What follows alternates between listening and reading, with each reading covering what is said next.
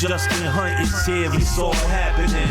Justin Hunt is here, it's all happening. I was today years old when I found out that Rory from the Rory and Mal podcast was a Noop, an illustrious member of Kappa Alpha Psi Fraternity Incorporated, one of the divine 9 black fraternities and sororities in America, the same fraternity that I'm a member of. Nu Chi, Spring 2000. 1 second applause. Now, there's 300,000 or so Kappas across the country, so not knowing someone is a member isn't a rare occurrence by any means. I meet new Noops all the time. But considering Rory's had a high profile in hip hop, in the music industry, and in the podcast space for the past decade plus, all spaces that I'm a part of, I was shocked to find out that Rory was a Noop too. And not because he's white either. Contrary to perception, there are white members of all 9 black fraternities and sororities nationwide. Here's a clip of a white Q. No telling what he went through.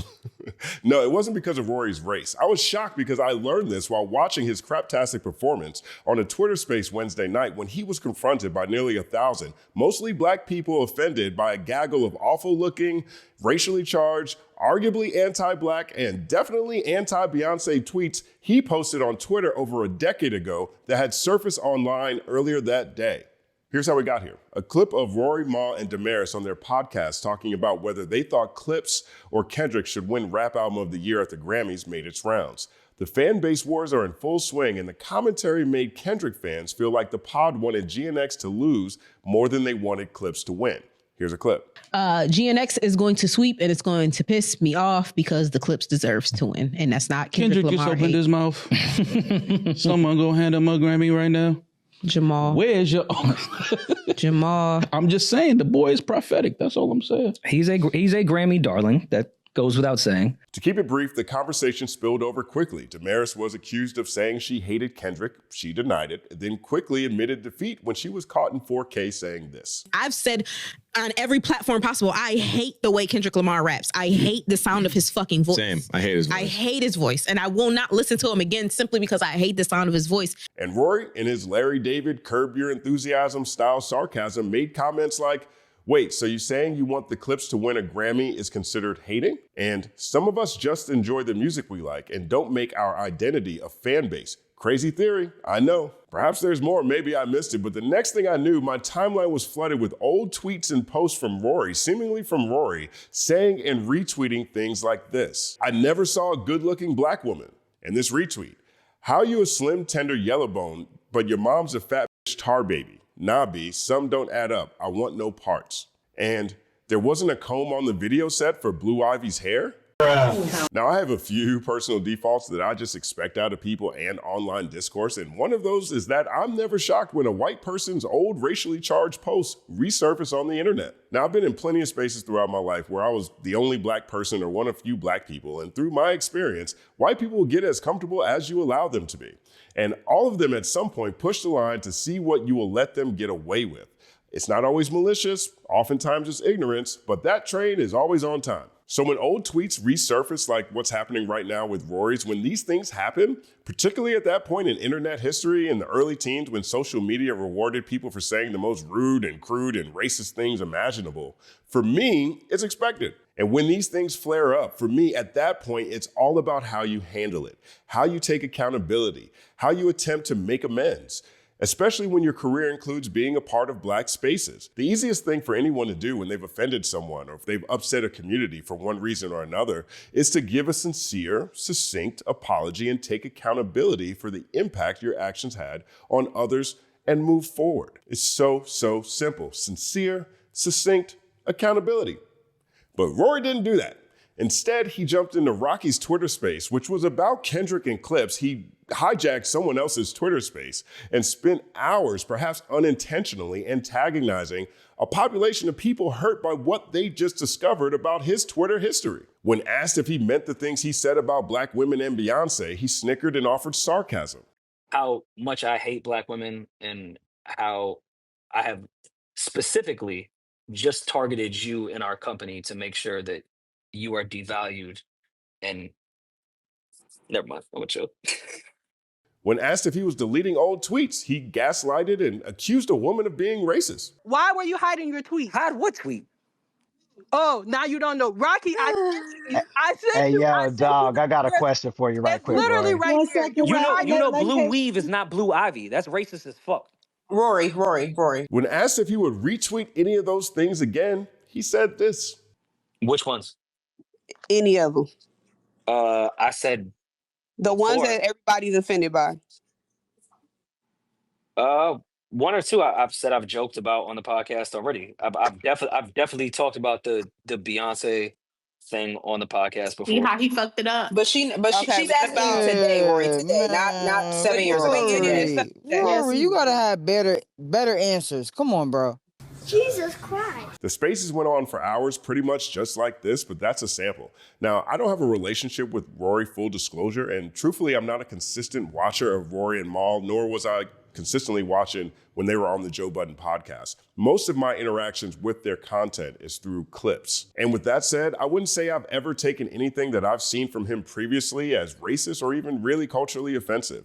From my point of view, he's done solid work on multiple fronts and advocated for a range of under-discussed artists and for hip-hop culture as a whole in a respectable manner.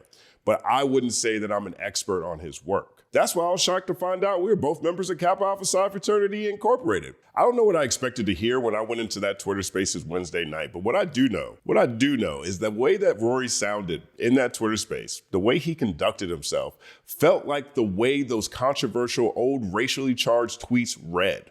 He looked like someone who would say those things, who espoused the opposite of the values of the fraternity he represents. Kappa Alpha Psi Fraternity Incorporated and the other 8 members of the Divine Nine are modern miracles in America. These are some of the oldest, the most consequential Black institutions in this nation's history.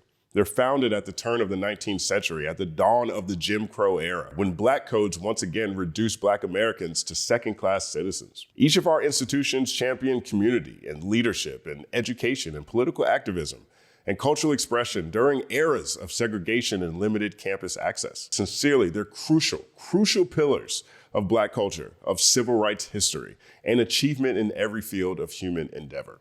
And to go through that hellish process to become a member of Kappa Alpha Psi Fraternity Incorporated, and then down the line, try to tell a Black woman she's racist in a public Twitter space because she's calling you out over old racially charged posts that you made, whether sarcastic or otherwise, it's crazy, and especially crazy to hear from a noob. It was way past fan-based wars at that point. There were nearly 1,000 people listening, and regardless of any of our work and contributions to media and music and culture, we can't expect people to know who we are, our intentions, and our origin stories. Anti-Blackness in all forms, in my opinion, should be expensive, costly. So I'm not mad at anyone offended by what happened with Rory this week because people will only take things as seriously as we take them. We have to set the line. We set the standard. I said the same in my video about Tyler, the Creator. From where I'm sitting, it seems like a large portion of his life has been steeped in Black culture and Black spaces. And I'd like to think Rory isn't a racist. And I'd really like to think there isn't a chapter somewhere who is ushering races across the burning sands. Please. I mean, not even just with Rory, just in general. Please, nuke chapters nationwide. Let's be discerning. But if I had to make a bet, I wouldn't say Rory is racist at all. If I had to make a bet. We operate off the information we're given, and Rory unfortunately gave nearly 1,000 people in that Twitter Spaces that night, 1,000 people, reason to believe the tweets he was trying to deflect from were actually representative of his character, of his podcast, and of Kappa Alpha Psi Fraternity Incorporated. And as a noob, as a fellow noob, that can't be how we carry the shield. It's all happening.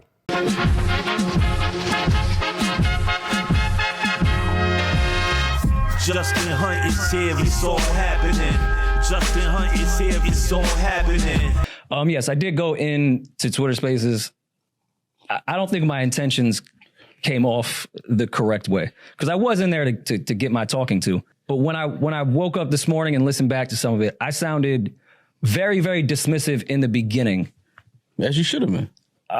No, because there were some people in there, because I was on the side of like, everybody knows, the people that know me know who I am and know what it is. But there were some people that were generally just looking for an answer. And I apologize for being dismissive to those people in particular that were just looking for an answer to what some of those tweets and fake retweets and all that was. So I do apologize because I did come off dismissive to some people that did not deserve that were just saw something out of context and was like, yo, what's up with this? And I was a little condescending and dismissive in the beginning.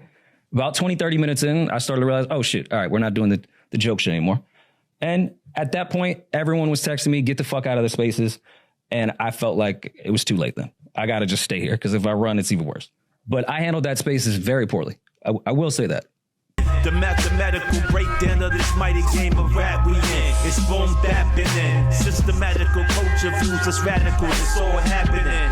Shaking hands and dapping it. Life through the lens of hip hop. From trip hop to yes, dog. You don't stop. You don't stop. Justin Hunt is here. It's all happening. It's all happening. Yes, it's all happening. Justin Hunt is here. It's all happening. It's all happening. Yes, it's all happening.